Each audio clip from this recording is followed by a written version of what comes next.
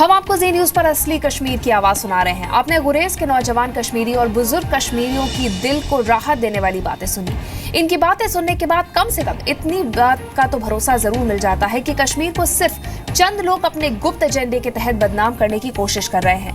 अब हम आपको कश्मीर की गुरेज घाटी में रहने वाले 63 साल के बुजुर्ग मीर हबीबुल्ला से जी न्यूज के संवाददाता राहुल सिन्हा की बातचीत सुनवाने जा रहे हैं। हबीबुल्ला की सच्ची और कड़वी बातें अलगाववादी नेताओं और देश को तोड़ने की बात करने वाले लोगों के दिल और दिमाग पर गहरी चोट करेंगे। कश्मीर में हमको ये दो चेहरे क्यों देखने को मिल रहे हैं? हमने कश्मीर को जो देखा, हमने मतलब मीडिया ने जो देखा या देश जो देखता है, उसमें श्रीनगर में जो होता है वो एक अलग चेहरा नज़र आता है। यहाँ जब हम लोगों से बात करते हैं तो एक बिल्कुल ही दूसरा चेहरा नज़र आता है। यहाँ बिल्कुल हिंदुस्तान से जुड़े हुए लोग, बिल्कुल वैसे ही जैसे हम जुड़े हैं वैसे ही हिंदुस्तान के यहाँ के लोग जुड़े हुए हैं। कहीं कोई अंतर ही नहीं है, कहीं कोई आज़ादी की बात नहीं कर रहा, कहीं कोई इस तरीके की बात नहीं कर रहा। तो ये अंतर क्यों है? बेसिक अंतर क्यों है? और कश्मीर असल है क्या? जो यहाँ रह रहे हैं वो कश्मीर है या जो श्रीनगर में रह रहे हैं वो कश्मीर है? कश्मीर जो है ये सिटी पूरा जम्मू कश्मीर है, जिसका हमारा आधा हिस्सा पाकिस्तान में है। जिस पाकिस्तान वाले बोलते हैं ना कश्मीर हमारा है। आज़ाद कश्मीर जो है वो आधा हिस्सा, जो इंडिया का ये कश्मीर का आधा हिस्सा हमारा आज़ाद कश्मीर है।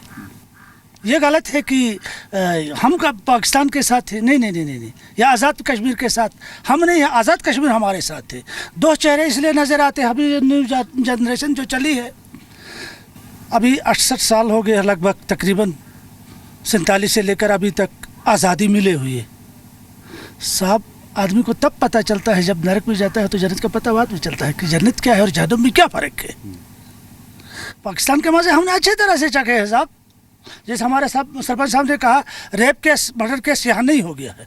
अब देखो, अब पास में हमारी खेतें लगी है ना, ये पूरा जंगल है, बालन लाती है लेडीज़, तो मजाल ही नहीं है कि फौज उसकी तरफ बुरी नज़र से कभी देखा होगा। मैं सरपंच साहब की बात को तायद करता हूँ, कभी ऐसा नहीं हो गया है। हम मिलिटेंसी के खिलाफ है।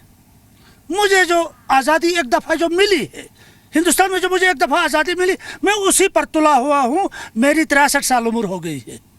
ये गलत कहा जाता है कि नहीं रेप हो गया। कहाँ हो गया? किसने किया रेप? पाकिस्तान की वजह से ये जो मसला फैल गया J&K में, ये पाकिस्तान की चाल थी, जिसने कश्मीर से बदला लेना चाहा और फूट डाल दी। उन्होंने 2 किस्म के लोग तैयार कर दिए। और आप देखो इसमें क्या कहते हैं, हमारे मोहम्मद साहब ने कहा एक वक्त ऐसा आएगा मुसलमानों के बीच में 72 कौमें बनेंगी।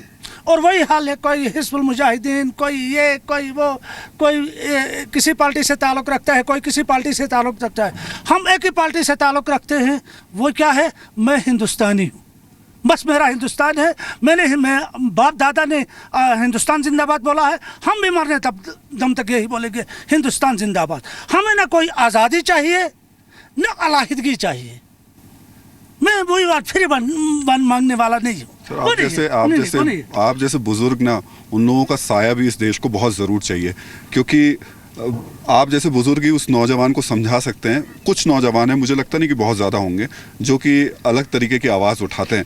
और शायद मेरे हिसाब से पाकिस्तान को सबसे ज़्यादा, मैं बार बार कह रहा हूँ, अपने कान खोल करके, आंखें मल करके इन लोगों को देखना चाहिए, जो कि बिल्कुल POK के बराबर में बैठे हुए हैं। जो जिस कश्मीर को उसने कब्जा करके रखा है, उसके जस्ट बिल्कुल बराबर में बैठ के वो बात कर रहे हैं। और बहुत स्वाभाविक सी बात है, गुस्सा और नाराज़गी थोड़ी सी बन जाती है, लेकिन वो देश से बड़ी नहीं हो सकती है। ये तो बड़ी सीधी सी बात है। घर में भी 2 बर्तन टकराए जाते हैं, बाप बेटे में भी लड़ाई होती है। ये कोई ज़रूरी नहीं है। ये वो देश है, इसमें नारा लगा है हिंदू मुस्लिम सिख इतिहाद जिंदाबाद जिंदाबाद। नहीं लगा, ये अब कहना नहीं है, ये हिंदुस्तानी का नारा है।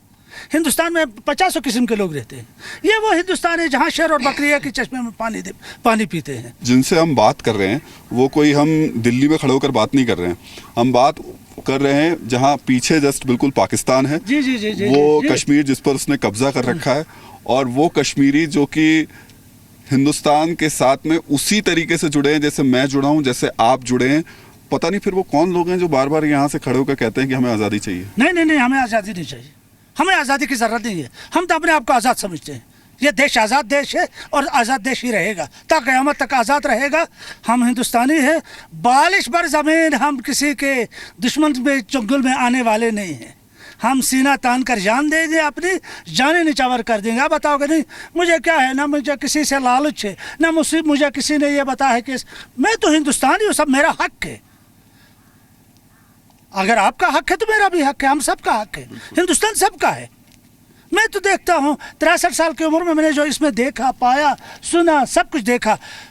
हिंदुस्तान वाहिद वर्ल्ड में एक ही कंट्री है, वर्ल्ड में एक कंट्री है जो आज़ाद देश है, मेरा देश, जहाँ सेकुलरिज्म है, डेमोक्रेसी है।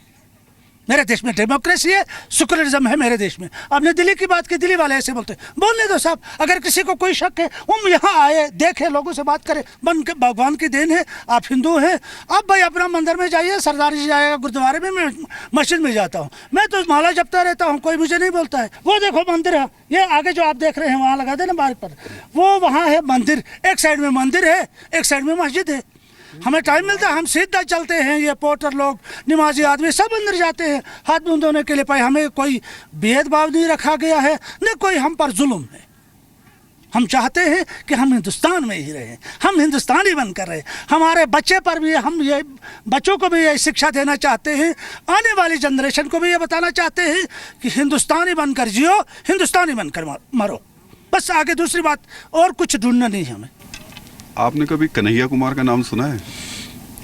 ऐसे तो कन्हैया कुमार, कुमारी, हाँ, कन्हैया कुमारी, कन्हैया कुमार, कुमारी तो नहीं है। नहीं, कुमार किसी का नाम। हाँ, जेएनयू का एक ये छात्र था जो उसके साथ के छात्र नारे लगा रहे थे दिल्ली में खड़े होकर के कि कश्मीर को आज़ादी चाहिए। अच्छा अच्छा अच्छा अच्छा, हाँ, टीवी में जो लड़के दिखाते थे, जो बिहार में जो, वो भी एकदम झूठ मसला था, कोई रेप केस नहीं हो गया था। ये बनाने के बाद का इसको बोलते हैं बतंगा बनाना। कोई किसी के साथ नहीं छेड़ता है, ये हिंदुस्तान है, यहाँ कानून है, हर चीज़ पर कानूनी पाबंदियाँ लगी हुई है, ये कोई पाकिस्तानी देश नहीं है। अभी आप अगर देखना चाहते हैं 15 अगस्त या 26 जनवरी तो नहीं आ पाओगे, अब 15 अगस्त को यहाँ हो, ये पूरा ग्राउंड पर जाएगा। अब देखो नाराबाजी कैसे होगी, भारत माता की जय, आज़ाद हिंदुस्तान जिंदाबाद। अरे साहब, मैं तो अपने बच्चों को सिखा सकता हूँ ना, पूरा इलाका बोलता है, पूरा गुरेज बोलता है। धोखा ने कुरान में भी लिखा हुआ है, धोखा मत दे दो किसी को। धोखा जो आदमी देता है, आप मुझे धोखा देते हैं, धोखा किसी का धर्म भ्रष्ट करना ये अच्छी बात नहीं है, ये वो अपने आप को आदमी धोखा खा जाता है। अगर कश्मीर पर मिलिटेंसी छाई हुई है, उसमें भी हमारा नुकसान है, हमारे स्कूल जलते हैं, हमारे पुलिया टूट जाते हैं, हमारे आदमी मर जाते हैं, पाकिस्तान का उसमें क्या बिगड़ता है? हाँ, अब ये बोलते हैं नहीं ऐसे होगा, सब अभी हम बुढ़ापा आ गया, हम जज्बाती हो जाते हैं फिर, और जज्बे ईमानी से बोलता हूँ मैं। चाइना, अमेरिका, फ्रांस हो, इटली हो, पाकिस्तान को, इन सब को बता दो मैदान में आओ, फिर भी इंडिया का कुछ बिगड़ने वाला नहीं है। It is India, India India रहेगा। इसका साथ देने वाला ऊपर बैठा है, इसकी ईमान का साथ देने वाला ऊपर बैठा है, इसका भरोसे का साथ देने वाला भगवान बैठा है। इन्होंने जुल्म नहीं किया, हम क्यों धोखा देंगे?